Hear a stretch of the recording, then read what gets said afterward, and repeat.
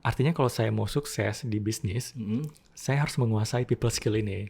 Oke. Ini adalah skill yang pada situ saya kumpulin duit tuh. Nyampe kira-kira 100 juta lah minimal. Anak Kayaknya semuda itu bisa kumpulin 100 juta. Suhil ini banyak beraktivitas di bidang, saya agak susah nih mendefinisikannya. Tapi definisikan sendiri nih. sebenarnya praktisi digital. Praktisi digital. Iya. Selain itu kan ada juga atas semacam yang saya lihat di IG-nya, Public speaking ya? public speaking, Digital training. digital training, terus memberikan pelatihan-pelatihan. Yang terakhir tuh saya lihat tuh ada pelatihan dengan wisata ya, seperti duta wisata gitu ya. Oh iya, jadi diminta untuk menjadi pemateri untuk digital brandingnya. Digital branding. Oke. Nah, selama ini kan Suhil saya yakin banyak bergelut atau berinteraksi dengan anak-anak muda lah yang sepantaran dengan Suhil ya. Kok saya yang sepantaran dengan saya tuh. Oke, udah pasti kan. Nah, kira-kira isu yang menarik bagi Suhil untuk kita obrolin di sini tuh apa itu yang menarik kan dari sekian banyak isu-isu yang terkait dengan anak-anak muda yang kira-kira isu ini perlu dicarikan apalah solusinya supaya anak-anak muda kita ini lebih cepat berkembang gitu. Oke. Mungkin kalau isunya itu banyak ya Bang Nizar, tapi untuk di awal kita bisa mulai dengan gimana caranya mengelola emosi negatif. Emosi negatif? Iya. Oh, berarti anak-anak muda sekarang banyak yang emosi negatif gitu ya? Sangat banyak, karena kan Sangat banyak. dunia itu kan penuh dengan ketidakpastian ya sekarang ya, kayak perang Rusia Ukraina. Tuh, anak-anak muda sekarang udah mikir ke situ? Harusnya, karena nanti kan bensin aja udah naik nih. Iya. Saya banyak nonton podcast itu banyak tuh forecast ya, ramalan ini 2023 Iya, krisis betul. ekonomi, krisis energi dan sebagainya. Oke. Iya, apalagi nanti bakalan susah nyari kerja kan. Terus sekarang itu kalau saya lihat ya, kalau di warung kopi itu kan anak-anak sering main game segala macam gitu. Dan mereka sangat gampang sekali untuk emosi gitu, ngeluarin kata-kata kotor, Kebun binatang ya. kebun binatang kayak gitu. Sebenarnya ya main game itu kalau saya pribadi ya itu sah-sah aja, tapi kita harus bisa ngendalin emosi itu ketika kita kalah itu seperti apa.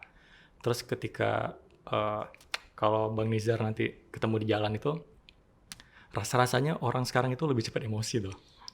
Kenapa? Karena memang harganya udah pada naik semua nih. Iya. Mungkin kayak orang dewasa dia lebih gampang mengontrol emosinya. Kenapa? Karena dia mungkin lebih pengalamannya lebih banyak dan lebih matang. Nah, tapi kan kalau anak-anak muda ini dia sangat cepat terprovokasi kayak gitu ya. Jadi kayak dikit-dikit marah kayak gitu. Nah, Secepat apa itu emosi gitu maksudnya? Kadang kan kita mengartikan cepat emosi ini agak susah gitu. Maksudnya apakah dia bisa dikatakan cepat emosi atau dia lambat emosi atau dia nggak emosi itu gimana tuh kira-kira? Emosi di sini kan bukan hanya marah-marah ya, Iya, betul. tapi emosi di sini lebih ke stres, depresi kayak gitu. Beberapa oke. orang dia mungkin tidak marah, tapi dia diam ini depresi gitu, karena dia sudah tidak ada tempat bertukar cerita gitu. Karena zaman sekarang Bang Nizar, Gen Z itu lebih sulit untuk sosialisasi. Kenapa? Karena semuanya itu udah digital semua. Kalau zamannya kita Bang Nizar, kami mungkin zamannya peralihan. Iya. Kalau zamannya Bang Nizar itu kita kalau misalnya mau sosialisasi kita ketemu sama orang, Ketemu, kita ngobrol gitu. gitu. Dan itu kan enak ya, energinya tuh langsung dapet. Iya, interest. Nah, sedangkan anak-anak sekarang dia ngobrolnya dari Instagram, dari Twitter. Dan mungkin teman-temannya itu tidak begitu peduli juga dengan kehidupan dia gitu. Iya. Dia hanya peduli ketika dia posting. Tapi ketika dia sakit, tahu nggak kalau nggak diposting gitu? Nggak tahu. Datang nggak dia ke rumah sakit gitu? Kan enggak ya. Yang datang itu orang-orang yang memang bertemu seperti ini. Nah, makanya mereka lebih rentan untuk depresi karena nggak belajar juga gimana cara mengelola itu. Oke. Jadi apa ya? Sesuatu yang tidak diposting berarti itu tidak eksis gitu saja dia. Ya, nah itu deh menarik Tidak ada ya. di dunia gitu. You nggak posting gambar berarti you nggak ada di dunia gitu. Ya, sekarang kan menariknya seperti itu, Bang. Kadang-kadang malah kita dianggap bahagia nggak bahagia itu dari posting. Ngeri nggak tuh? Maksudnya kayak Iya benar. padahal kita happy-happy aja gitu. Dari selembar frame ya. Iya, selembar atau frame. 2 lembar frame orang sudah menentukan ini bahagia kayaknya ini orang. Iya. Ini orang nggak bahagia. Betul. Jadi kan asumsinya itu yang ngebuat si Gen Z sekarang merasa bahwa ketika pengen diakui, dia harus memposting sesuatu ini, sesuatu ini. Padahal dia belum tentu happy di situ. Makanya karena stres itu, jadilah masuknya ke depresi. Makanya kita pengennya kan pengen sharing tentang gimana caranya mengelola emosi negatif itu. Kalau mengelola itu ada beberapa mindset sebenarnya. Mindset yang pertama itu Bang Nizar, kita harus paham bahwa hal buruk itu pasti terjadi di dunia ini. Hal buruk pasti terjadi. Pasti terjadi di dunia ini. Terkadang kita berharap yang baik-baik aja. Kita nggak berharap hal-hal buruk kayak gitu. Memang benar kita tidak boleh berharap hal buruk. Tapi kita harus paham bahwa hal buruk itu pasti ada. Itu ada pepatahnya tuh kalau nggak salah. Iya, gimana gitu? Kalau nggak salah itu kita menyiapkan diri untuk yang terbaik, tapi mempersiapkan juga untuk yang terburuk. Iya betul. Saya lupa bahasa Inggrisnya apa. Iya. Padahal kan banyak ya, misalnya pelajaran yang ke arah sana. Tapi mungkin kita ekspektasinya adalah selalu hal-hal baik gitu. Iya. Nah, nanti timbul pertanyaan kedua. Bang Suhil, ini kalau misalnya kita berpikir bahwa pasti ada hal buruk, kita jadi overthinking dong kayak gitu. Ya, overthinking. Nah, jawaban itu kita jawab dulu nggak ada istilah overthinking. Iya. Dulu apa ya Bang, kalau di zaman Bang Nizar? Dulu mungkin kelamaan mikir gitu. Kelamaan mikir ya, sakit kepala mungkin ya. Kepala, tapi ya sekarang udah ada istilah overthinking. Banyak sekali Bang Nizar sekarang istilahnya. Kadang-kadang saya bingung juga nih, ini apa ya kayak gitu. Nah, jadi supaya nggak overthinking, kita masuk ke tips yang kedua. Tips yang kedua itu adalah kita harus tahu apa yang bisa kita kontrol dan tidak bisa kita kontrol. Ini susah nih. Iya. Nah, ini kan tidak hanya perlu dipelajari tapi perlu dilatih. Itu maksudnya susah. Jadi ketika saya ngajar public speaking, saya bilang kayak gini. Teman-teman, ketika kita public speaking di depan orang rame, kita tidak bisa mengontrol asumsi orang tersebut terhadap kita. Yeah. Kita tidak bisa ngasih tahu, kalian harus suka ya sama aku ya, kayak Bang Nizar nih. Saya tidak bisa mengontrol Bang Nizar harus suka dengan Suhil gitu. Saya mau bereaksi apa ya? Iya. Terserah saya gitu. Jadi kita ketika kita sudah tahu hal tersebut dan kita kayak paham, kita tidak buang-buang energi ke situ. Jadi kita waktu perform public speaking depan orang rame itu memang gugup itu wajar. Yeah. Tapi kita tidak akan merasa tidak nyaman. Kita bakalan nyaman pada akhirnya karena kita paham bahwa saya tidak bisa mengontrol mereka dan yang bisa saya kontrol adalah diri saya sendiri. Contohnya intonasi. Contohnya prepare bahan yang saya siapkan, latihan saya selama bertahun-tahun kayak gitu. Kayak gitu sih. Itu saya sering adalah beberapa kali lihat-lihat di medsos juga ya. Gini, saya akui medsos itu ada juga manfaatnya banyak kan. Jadi saya lihat, kalau saya sih yang kira-kira bermanfaat gitu kan, seperti yang tadi ungkapan, Anda tidak bisa mengontrol orang lain, Anda hanya bisa mengontrol diri sendiri. Maka ya udah, biarinlah orang lain itu ya. Betul. Nah, yang penting kita bisa kontrol kita diri sendiri kan. Cuma kan bagi anak muda itu gimana? Dia sendiri nggak tahu dia apanya yang mesti dia kontrol gitu. Itu permasalahannya gitu mungkin ya. Nah, jadi sebenarnya kita bisa kayak cek ya. Contoh gini Bang, saya selalu bilang sama anak muda, nanti kalau misalnya kita ngerasa susah, jangan sering nyalahin orang tua, jangan sering nyalahin cuaca, jangan sering nyalahin ini, nyalahin itu. Coba nyalahin diri sendiri, bukan nyalahin diri sendiri, coba cek dulu diri sendiri, apa yang bisa kita kontrol. Mungkin memang kita kayak kurang kerja keras aja gitu, sehingga kita tidak bisa ini itu. Sama seperti ketika saya datang terlambat nih. Saya mohon maaf ya datang terlambat. Next time saya akan perbaiki. Saya tidak bisa bilang kayak ini gara-gara jalannya macet gitu. Macet itu kan tidak bisa saya kontrol ya. Harusnya saya datangnya jam 6 pagi mungkin kalau untuk ini macet kan. Nah mungkin banyak hal kayak gitu. Jadi intinya yang nggak bisa kita kontrol itu omongan orang, pemikiran orang kayak gitu. Tapi kita bisa mengarahkan. Nah ini saya bisa bilang juga apa yang Suhil ucapkan itu seperti value juga ya, nilai-nilai kan. Nah balik lagi, anak-anak muda sekarang apa tahu dan nilai-nilai itu. Artinya gini, kalau mereka jarang berinteraksi, jarang membaca buku, gimana dia bisa tahu gitu kan.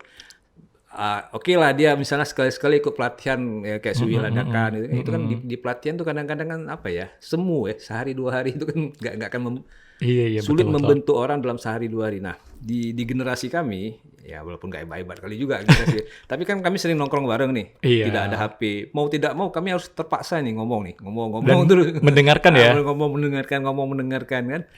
Walaupun topiknya itu aja sih dari Iya. hari ke hari itu kelemahannya. Nah sekarang kan di anak-anak saya sering perhatiin kalau duduk itu kan mereka nggak ngobrol. Lama-kelamaan kan mereka nggak terlatih gitu kan. Betul, sosial skillnya hilang Bang Social Nizar. skillnya hilang, dia nggak tahu apa topik yang penting, apa yang mesti ditahan, gitu Betul. masalahnya. Saya sebenarnya Bang Nizar salah satu orang yang kayak gitu dulu. Jadi dulu itu saya itu kan basicnya programmer ya.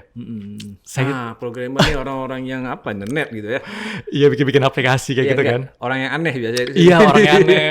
Apa istilahnya tuh, geek apa tuh? Nerd, Nerd gitu ya, nerd geek ya. kayak gitu Geek macam-macam gitu. Orang yang nggak apa antisosial ya. Antisosial. Saya itu dulu itu ketemu sama orang itu canggung karena saya nggak punya skill sosial. Kenapa nggak punya skill sosial? Karena waktu saya banyak saya habiskan di depan komputer. Kalau di kampus dulu itu saya nggak ikut himpunan, nggak ikut organisasi. Saya cuma di lab aja Bang Nizar. Di kampus mana dulu? Dulu D3-nya di Politeknik Aceh, Politeknik S1-nya itu di BINUS. Binus. Jadi waktu dulu itu saya selalu di depan laptop ngoding segala macam gitu. Pada Udah akhirnya bangga kali mungkin ya waktu itu ya. karena saya kesukaannya itu ke situ. Oke. Jadi saya itu merasa bahwa coding ini lebih gampang. Kenapa? Kalau manusia itu if else-nya itu tidak jelas. Hari ini bilang A, besok bilang B. Jadi jadi kan saya bingung ya. Sangat Kayak rasional sekali pemikiran waktu itu ya. iya. Jadi pada saat itu saya berpikir bahwa sepertinya manusia cukup rumit ya. Karena ketika saya ngoding itu saya buat if else itu pasti dia ngelakuin hal yang saya coding gitu. Manusia saya ngomong A, besoknya dia bilangnya B, C gitu. Nah cuma ketika saya balik ke Aceh, saya kan mencoba membangun bisnis ya. Iya. Saya merasa bahwa people skill itu adalah yang paling atas. Teknis itu di bawah semua. Ada peristiwa yang melatar belakang gitu? Entah peristiwa apa, ketemu sama orang habis itu ditolak atau kan kita kan gini, manusia kan kadang sering berubah itu karena peristiwa ya. Iya setuju.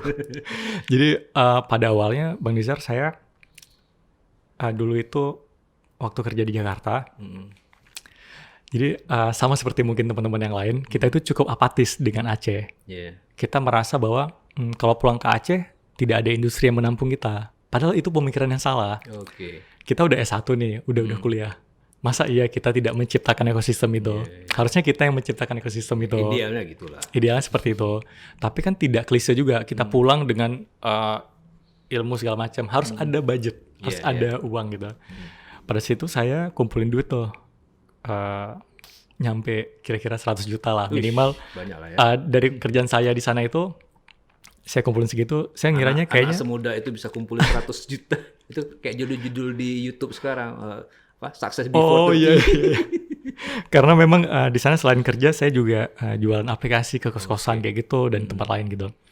Nah, waktu pulang kemari saya ketemu nih. Awalnya saya bikin laundry online, nyuciin namanya. Oh, yang di Lungbata itu ya? Nyuciin laundry. Jadi pada saat itu saya mikir bahwa saya itu agak males kalau ngantar laundry. Waktu saya kebuang gitu. Saya bikin lah laundry online itu.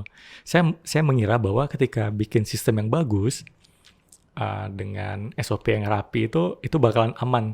Ternyata enggak. Ternyata kita harus punya skill people skill tadi. Iya, benar. Skill berkomunikasi, skill memahami, skill empati gitu. Dari situ saya belajar Bang Nizar, gimana caranya ketika bertemu dengan orang, apa yang harus saya omongin, kayak gitu. Gimana cara bonding. Mirip-mirip dengan saya juga. Oh gitu Saya ya? dulu di masa sekolah-sekolah dulu saya pendiam gitu. Bahkan di masa kuliah itu saya ngomong sama orang juga malas. Jadi kayak sekarang ini menjadi host ini sebenarnya tantangan betul gitu. Iya, keluar dari zona nyaman ya Bang Keluar dari Nizar. zona nyaman, iya. Oh iya. Kalau Bang Nizar sendiri kan dosen ya? Ya, Saya boleh tanya dikit ya? boleh. Ini kan kita podcast bebas nih. Bebas ya. Jadi Bang Nizar sekarang dosennya di bagian apa ya? Saya di Teknik Lingkungan Universitas Serambi Mekah, tapi ngajar juga di UIN. Di UIN kebetulan ada jurusan Teknik Lingkungan kan. Oke. Karena saya memang dari S1, S2 dan seterusnya itu memang sudah di Teknik Lingkungan ya.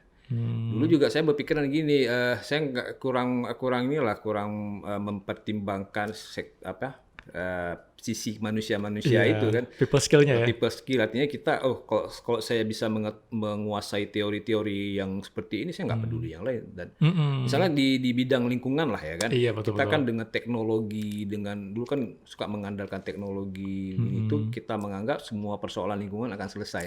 Iya. Padahal sampai hari ini nggak selesai. Betul. Ada faktor manusia gitu. Dan itu yang paling besar ya Bang Nizar ya? Paling besar. Berperan ya? Di Indonesia kenapa persoalan nggak selesai di faktor manusia itu dia. Setuju. Iya kan? Iya, jadi kita Bang Nizar dengan teman-teman itu kita bikin komunitas namanya Berucap. Apa Jadi berucap. berucap?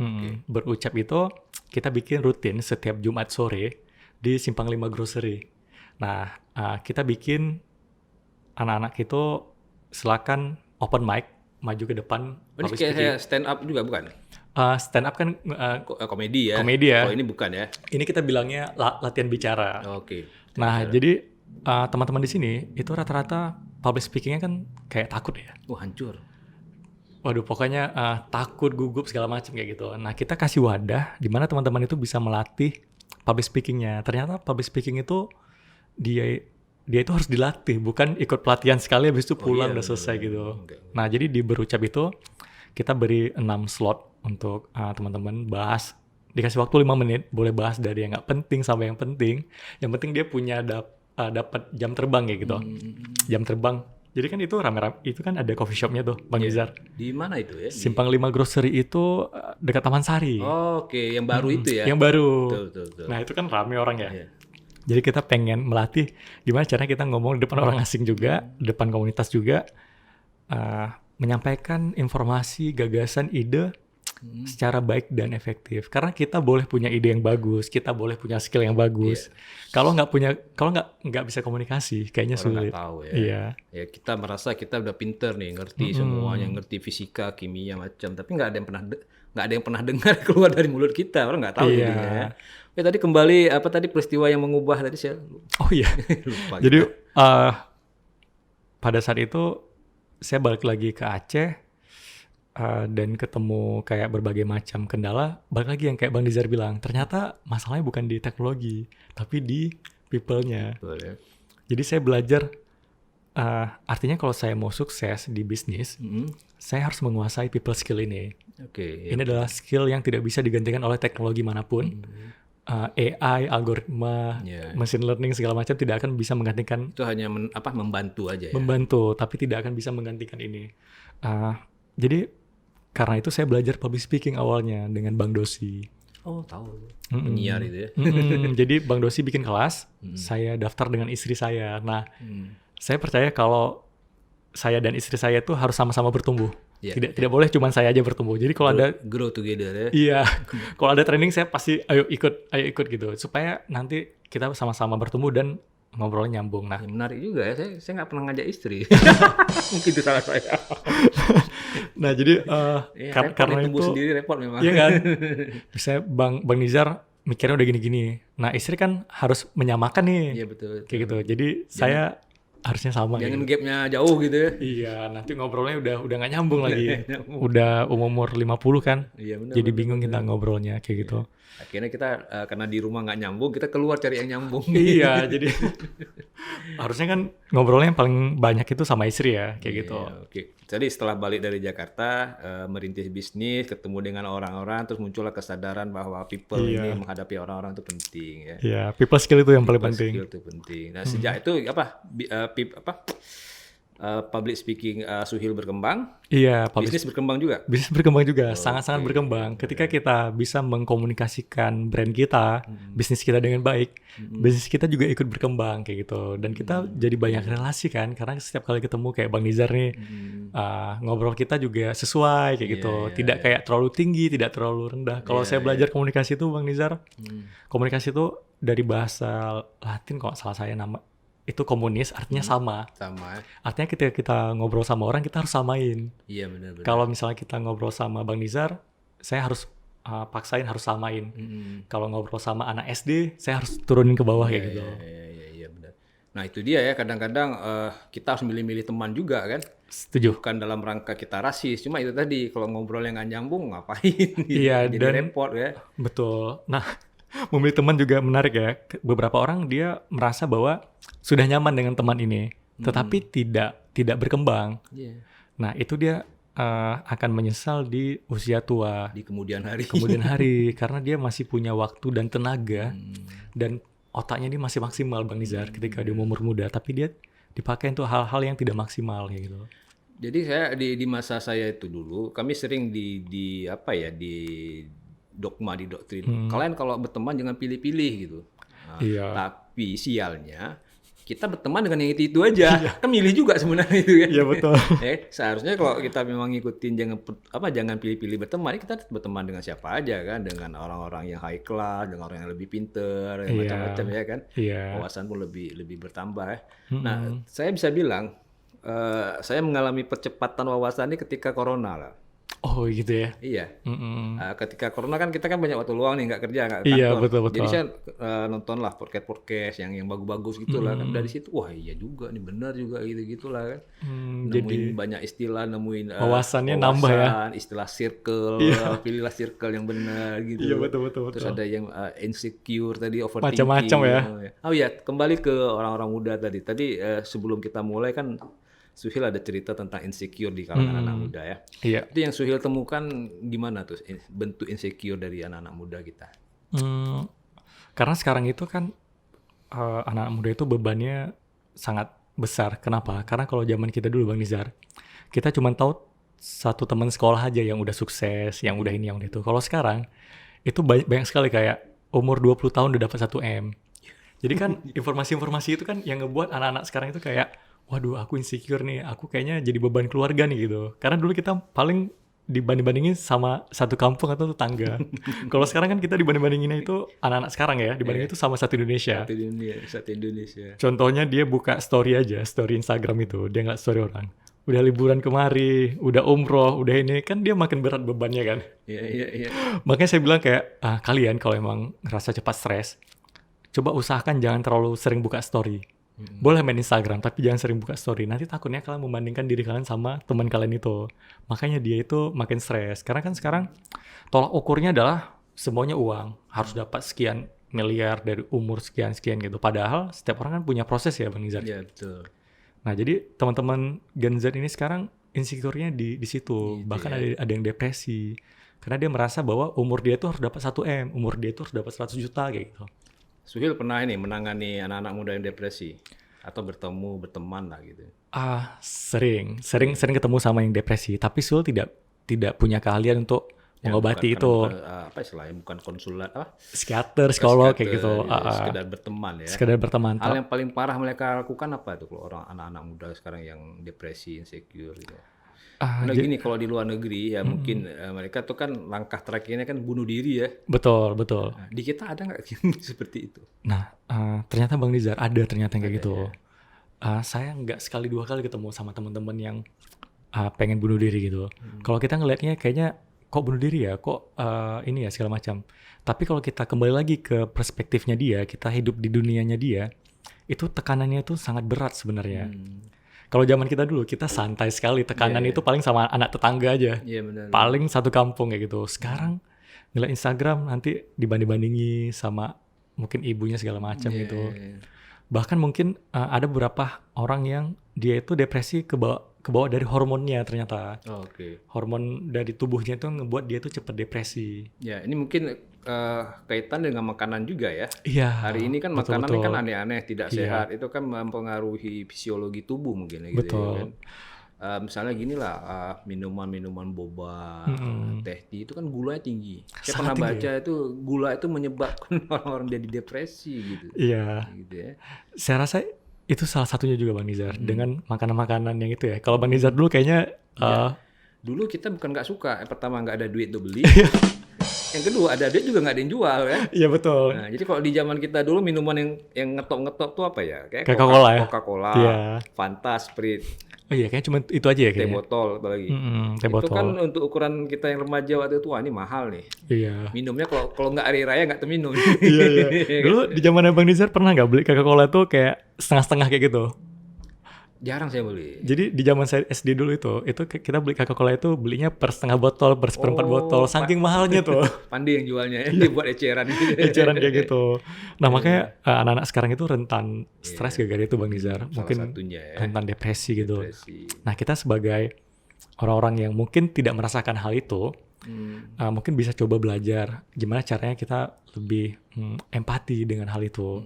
Terkadang orang-orang depresi itu bukan berarti dia tidak bersyukur. Dia bersyukur tapi bisa aja dia depresi.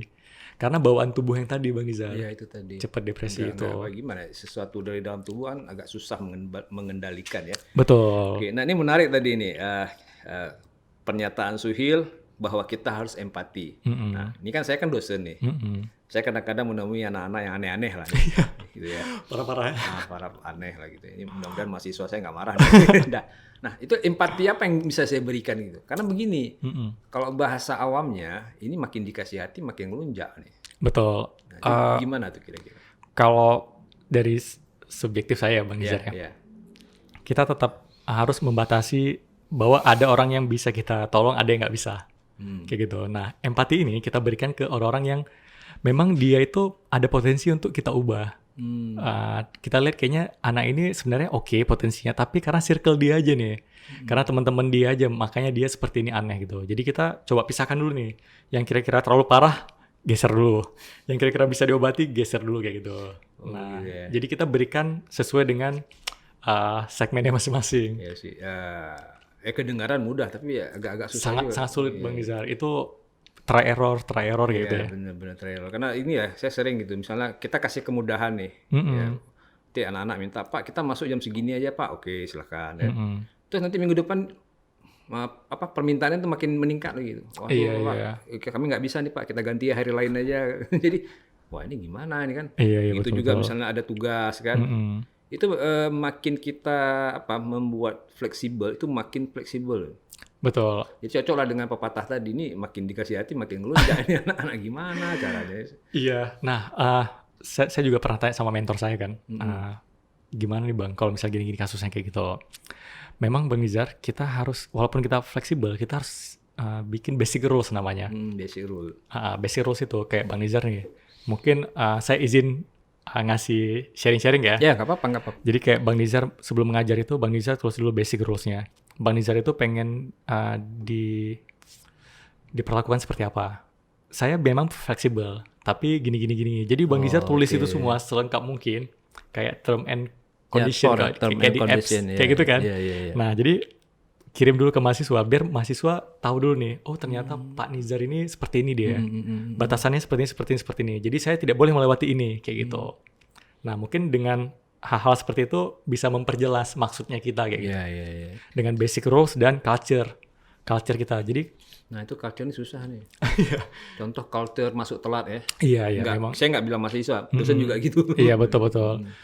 Culture di sini Pak Nizar bukan hanya masuk telat, mungkin kayak kalau misalnya berbicara dengan sesama itu tidak boleh gini, harus mengapresiasi setiap kali ada ini. Jadi ketika teman-teman yang salah di depan itu jangan diketawain. Itu culture yang mau kita bentuk. Kalau misalnya ada orang yang kadang di anak-anak sekarang itu kan takut ngelakuin kesalahan. Mungkin karena sistem pendidikannya dia tidak boleh salah. Iya, semua orang harus sempurna ya. Iya, perfect, nggak boleh berbuat kesalahan. Kamu itu aja nggak bisa. Iya, nah. Itu yang repot, coba kita ini. Makanya mungkin saya pernah baca juga, itu ada yang bilang, itu anak-anak bandel tuh nanti sukses tuh. Iya. Zaman saya nggak tahu bicara. Iya. Nah, terus orang kan melihat kenapa anak-anak bandel yang secara akademis rendah nih, tapi mereka banyak yang sukses. Nggak semua kan. Nah, mereka ini karena mereka nggak mampu di bidang akademis, mereka akan mencari jalan keluar yang lain. Jadi dan mereka nggak takut berbuat kesalahan gitu. Nah, itu mereka poinnya. berani coba apa aja gitu. Betul. Yang penting survive. Iya, penting survive. Nah, ternyata itu jawabannya Pak Nizar ya. Jadi kayak kita itu baca-baca seperti ini rupanya. Iya, betul. Ada teman yang bandel misalnya kan, udah jadi pengusaha, udah jadi tokoh ini. Mereka memang ya karena di akademisi mereka nggak bisa, ada mentok, ya udah coba di tempat lain. Mereka berani berbuat kesalahan, berani ngapain lah. Betul. Sementara orang-orang anak-anak yang kabarnya pinter-pinter, nilai akademiknya bagus, dia tentu berharapnya kan di nilai-nilai akademisnya yang bagus yang akan membawa masa depan cerah bagi dia gitu kira-kira. Tapi dia akhirnya nggak berani coba yang lain. Takut ya? Takut. Iya sih. Paling harapannya ya kok nggak jadi pegawai kan, jadi pokoknya kerja sama orang lah gitu. Dan saya melihat seperti itu. Oh ini mungkin kayaknya yang penyebab orang, salah satu penyebab ya selain lain-lain gitu. Yang kayak Bang Nizar bilang itu PR-nya anak-anak ranking 1 di kelas itu adalah dia takut ngelakuin kesalahan karena dia takut dianggap bodoh, kayak gitu. Dia takut tidak perfect karena takut dianggap bodoh. kalau dia tidak bisa keluar dari zona itu bakalan sulit nanti untuk berkembang ya. Iya, Kayak iya, gitu. iya. Karena kan kita manusia kan bukan selalu pasti ada ya, Iya pasti. ada gitu ya. Iya iya. Ini kira-kira yang membentuk Suhil sekarang hari ini ada pengaruh dari orang tua? Orang tua, Pasti ada. keluarga Cuma, pasti. tapi misalnya gini ya, setiap kita memang kecuali anak durhaka mungkin nggak akan mengakui peran keluarga. Iya. Tapi maksud saya gini, sejauh mana gitu ya peran orang tua bisa membentuk karakter kita hari ini.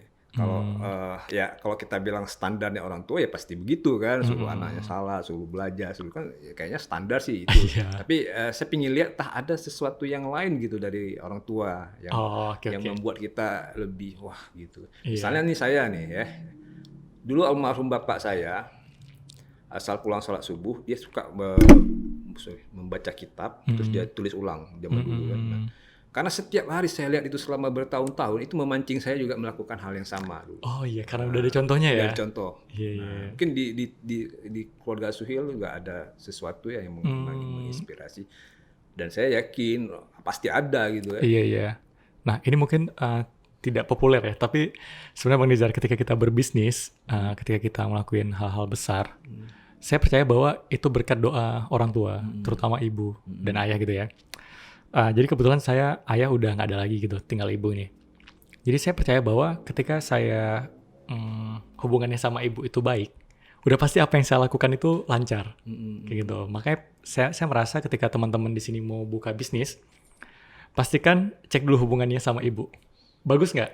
Kalau nggak bagus, coba diperbaiki dulu yang pertama.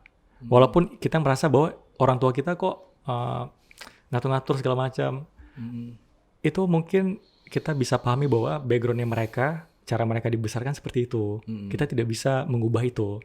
Kita harus melihat cara mereka dididik seperti apa oleh kakek kita gitu. Yang perlu kita pahami adalah kita kayak empati gitu sama mereka. Terus kalau misalnya ibu saya, memang ibu saya paling sering ngingatin sih kalau misalnya jangan ini, jangan itu. Mungkin saya kan dulu ngekos di Medan ya. Waktu SMA itu saya SMK Telkom Sandi Putra di Medan. Jadi kita itu ngekos. Nah di Medan itu kan kita tahu pergaulannya itu sama-sama bebas gitu. Iya. Jadi dulu itu saya pernah ngerokok waktu SMA. Terus ibu saya selalu tanya, ada ngerokok nggak? Karena saya orang yang cukup jujur, saya bilang ada. Jangan rokok lagi ya? Iya baik, nggak ngerokok lagi. Akhirnya karena orang tua saya sering ngingatin kayak gitu. Nah di Medan itu kayaknya saya tidak terlalu nakal sekali gitu. Harus kayak mau mabuk, harus ini, harus itu kayak gitu. Kayaknya flat-flat aja di situ.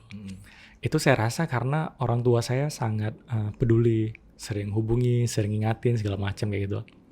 Tapi Bang Nizar, kalau saya ngerasa bahwa separah apapun orang tua, kita sebagai anak harusnya bisa lebih empati. Kenapa? Karena cara dia dibesarkan beda dengan kita. Mungkin mereka sangat keras dibesarkannya gitu. Jadi kita kayak maklumi aja ketika mereka ngelakuin kayaknya ini nggak efektif nih gini-gini. Ya udah nggak apa-apa. Yang penting orang tua itu merasa nyaman dan itulah cara kita berbakti ke mereka gitu. Kurang lebih gitu. Lagi-lagi cuma kalau anak-anak itu dia nggak mengerti itu yang terjadi kan akan menimbulkan konflik ya. Iya betul. Saya sering lihat tuh di cerita di film. Nah kalau ini mungkin menarik, saya nggak tahu di masa Suhil ada. Di masa saya itu film-film di masa itu ya, film Rano Karno, Yesi Gusman. Film-film di masa itu selalu menggambarkan konflik antara anak dengan orang tua dalam bentuk orang tua sibuk bekerja, nggak sempat ngurus anak gitu. Iya. Selalu digambarkan seperti itu kan. Saya nggak tahu kalau film-film sekarang gimana. Saya pikir begini, gitu aja pun konflik. Gara-gara orang tua nggak sempat. Tuh orang lain tuh yatim piatu malah bisa baik-baik aja. Iya. Jadi kan saya tidak bisa memahami kondisi seperti itu karena alamnya sudah berbeda mungkin ya. Sudut pandangnya berbeda. Nah, mungkin ya saya nggak tahu, mungkin tugas Suhil lah ya. Jadi sebenarnya Bang Nizar sekarang itu banyak sekali edukasi yang bisa kita terima di TikTok, di Reels Instagram tentang parenting, tentang memahami orang tua. Tinggal si anak muda ini memilih kemana kayak gitu. Kayak di TikTok itu sebenarnya tidak semuanya negatif, ada positifnya juga. Saya percaya itu. Tinggal kita itu mau ke kiri atau ke kanan. Kalau kita ke kanan, kita bakalan dapat asupan-asupan yang bagus terus kayak parenting tadi. Waktu di parenting itu kita kayak langsung memahami, oh ternyata orang tua saya dulu dibesarkan tidak seperti sekarang gitu. Ternyata mereka lebih berat. Ya saya mencoba memahami itu. Dan yang paling penting adalah circle kita itu harusnya paling banyak menghabiskan waktu dengan orang-orang yang kita merasa bahwa kita pengen seperti itu nantinya ke depan. Kayak gitu. Kita boleh berteman dengan siapa aja yang kayak Bang Nizar bilang tadi. Berteman boleh ya, berkolega segala macam gitu. Tetapi menghabiskan banyak waktu itu yang harus dipilih-pilih. Iya, betul. Ketika Kita orang spend waktu kita ke siapa. spend waktu kita. Orang kan sering bilang nih Bang Nizar, mindset itu yang ngerubah hidup orang. Harus dirubah mindsetnya, tapi orang nggak ngasih tahu cara ngerubah itu seperti apa, teknisnya seperti apa, step-stepnya seperti apa. Nah, salah satunya adalah kalau kita pengen ngerubah mindset, sering-sering ngabisin waktu sama orang yang kita pengen mindsetnya seperti itu. Itu ada pepatahnya juga tuh. Ada juga. Orang Indonesia kan penuh pepatah ya. Iya. Maksudnya gini, pepatah kalau nggak salah, kalau Anda pingin alim, berkawan sama orang alim. Kan? Iya, betul. Main api terbakar, main air basah, ya gitu-gitulah. Iya. Cuma kadang-kadang kita anak muda nih, dia tadi di awal percakapan kita ikutin emosionalnya gitu. Oh, dia udah berkawan sama yang ini enak, udah situ aja. Dia nggak mencari circle yang lain lebih bagus kan. Zona nyaman ya. Zona nyaman. Saya juga baru sadar juga kayak salah satu yang menarik itu dalam hidupnya cari mentor ya. Iya, betul. Semua orang tuh harus punya mentor ya. Wajib punya mentor.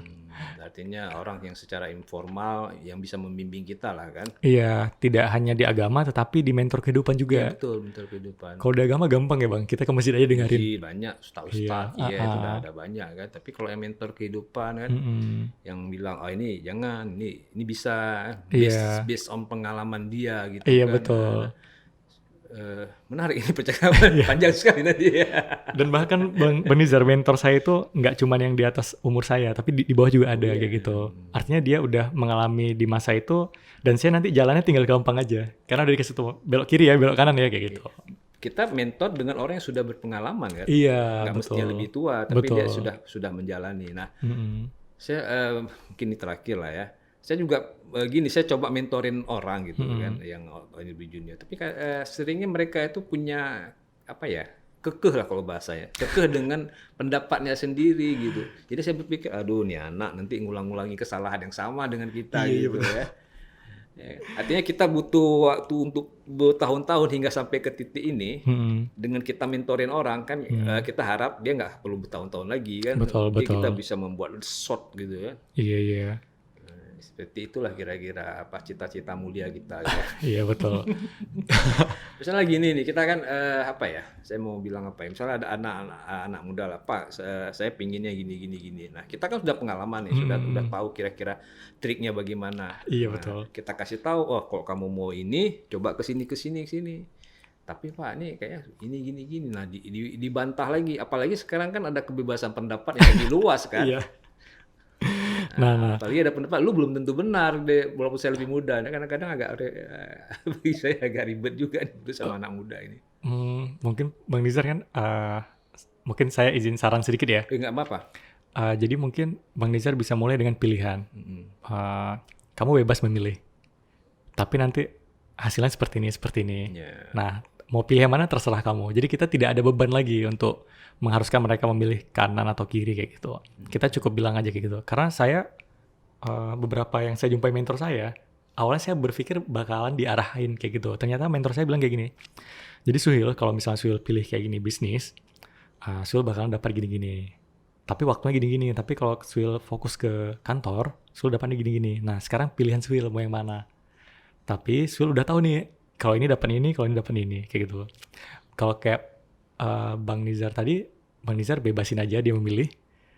Nanti dia bakalan, iya Pak ya, betul kayak Bapak bilang, gini kayak gitu. Paling nggak kita kasih tahu aja konsekuensinya. Iya, betul. Ya. Kalau mau kemarin nih gini, kalau terserah lah. Gitu. Pilihannya mereka nanti, kayak gitu. Oke deh, terima kasih banyak nih Suhil atas bincang-bincangnya, menarik sekali. Nanti kapan-kapan kita ngobrol lagi lah di podcast ini. Siap, tema-tema yang lain. Suhil juga aktif di bidang literasi digital ya Pak? Iya, itu ya. Digitalisasi. Ke depan kita bisa ngomong-ngomong bagaimana perkembangan digital di Aceh dan sebagainya ya. Siap. Kalau saya kasih nilai perkembangan digital di Aceh ini banyak yang basa-basinya gitu. Iya, ujungnya balik lagi ke people-nya ya. Ya, misalnya gini lah, kita disuruh upload Iya. dokumen-dokumen, terus disuruh bawa berkas aslinya. Ya ampun, ini tambah kerjaan ini. Iya, betul.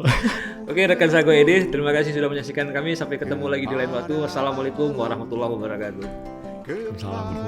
Jika video ini bermanfaat untuk Anda, silahkan subscribe, like, dan nyalakan loncengnya.